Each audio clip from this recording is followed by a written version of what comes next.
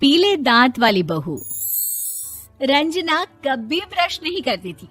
उसे कितनी बार उसके माँ बाप ने डांटा, लेकिन उसका कोई असर उस पर होता ही नहीं था, जिस कारण से उसके दांत पीले पीले हो जाते हैं।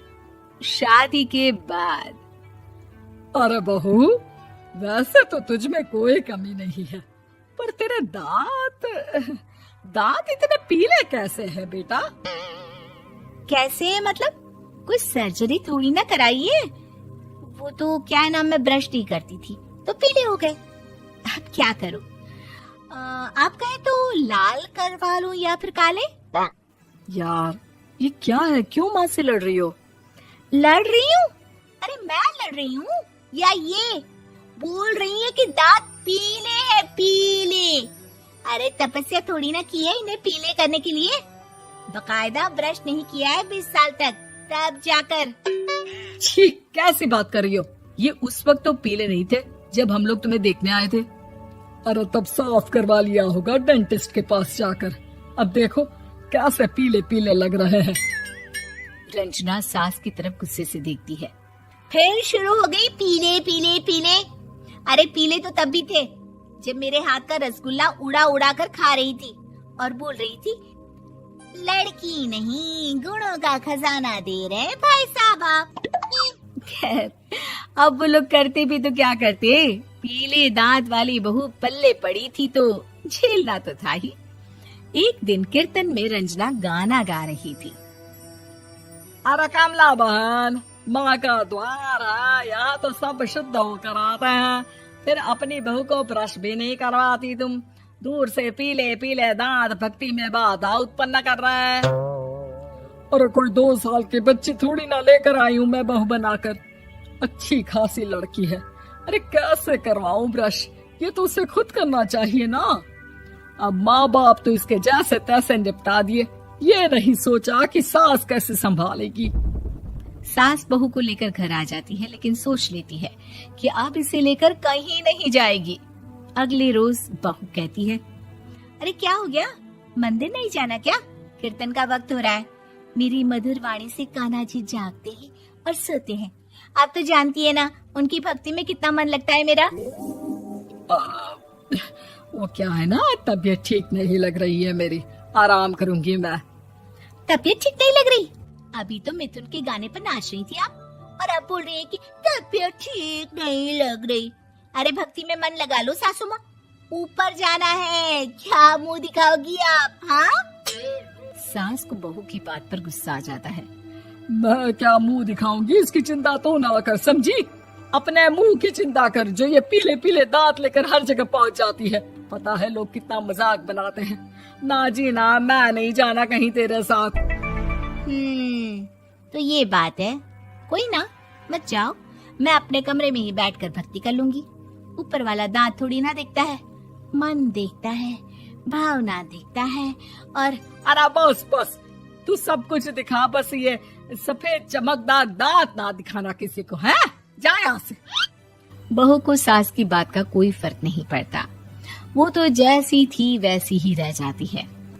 सुबह नहाकर किचन में खाना बनाना, फिर खाना खाना, कीर्तन भजन करना और सो जाना। एक दिन, माँ जी मैं सहेली के घर जा रही हूँ, शाम को लेट आऊंगी। हाँ हाँ तो जाना, मैंने कौन सा तेरी आरती करनी है घर पर बैठकर। रंजना सहेली के घर जाती है, जहाँ वो पार्टी में जाने की तैयारी कर रही होती है। अरे शिखा, कहाँ जाने की तैयारी कर रही है? मैं गलत वक्त पर आ गई क्या? अरे नहीं यार, उल्टा सही वक्त पर आ गया। मैंने ये साड़ी और ज्वेलरी निकाली है यार, शाम को इनके ऑफिस की एक पार्टी में जाना है। बताना कैसा लग रहा है ये सब? नहीं यार, इस ड्रेस के साथ तो वो वाली ज्वेलरी अच्छी लगेगी।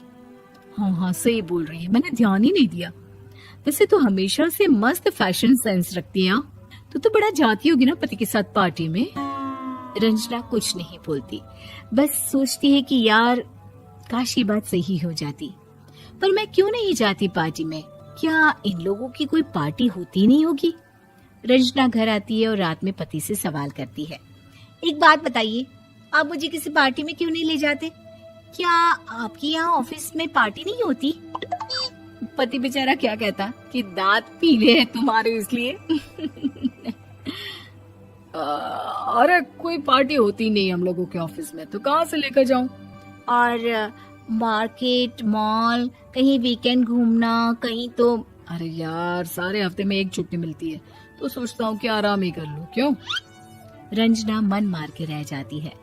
पहले कभी सास के साथ मंदिर जाया करती थी, लेकिन वो भी सास ने ले जाना बंद कर दिया। घर बैठी बैठी रंजना बोर हो जाती है। तभी उसे आइडिया आता है और वो मायके जाने का सोचती है। सासू माँ, 2 दिनों के लिए मम्मी के घर जा रही हूँ। अच्छा अच्छा, ठीक है, आराम से जा। और हाँ, माँ से कुछ अच्छी आदत सीख कर आना कि कैसे शरीर के हर भाग की तरह दांतों की सफाई भी जरूरी होती है, समझी? शुरू हो गई ना आप। वो लोग आपकी तरह नहीं है कि छोटी छोटी बात का बतंगड़ बना दे। उन लोगों के लिए मैं मायने रखती हूँ, ना कि मेरे पीले पीले दांत।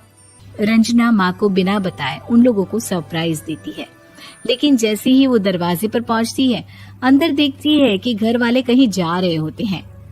अब माँ, काश रंजना दीदी के दांतों वाली प्रॉब्लम नहीं होती, तो वो भी हम लोगों के साथ चलती ना बुआ जी की बेटी की शादी में।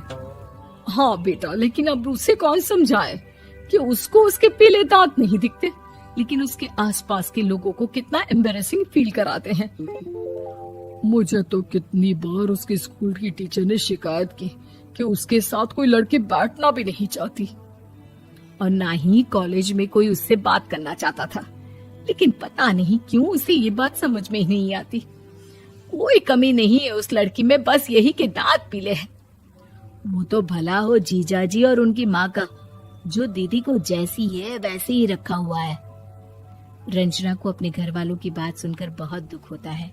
वो सोचती है कि वो क्या करे, लेकिन फिर वो सीधा डेंटिस्ट के पास जाती है, अपने दांत चमकाती है और कसम खाती है कि वो रोज ब्रश करेगी। अरे क्या हो गया?